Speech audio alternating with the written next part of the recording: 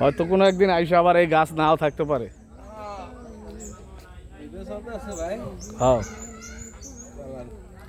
কিছুক্ষণ আগে আমাদের এই জায়গা দিয়া 2টা কুমির গেছে।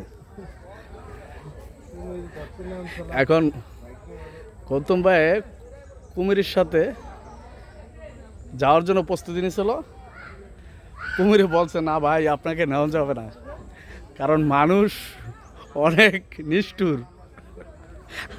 আমাদেরকে পাইলে পিটায়। দেন ভাই পতাকা দেন।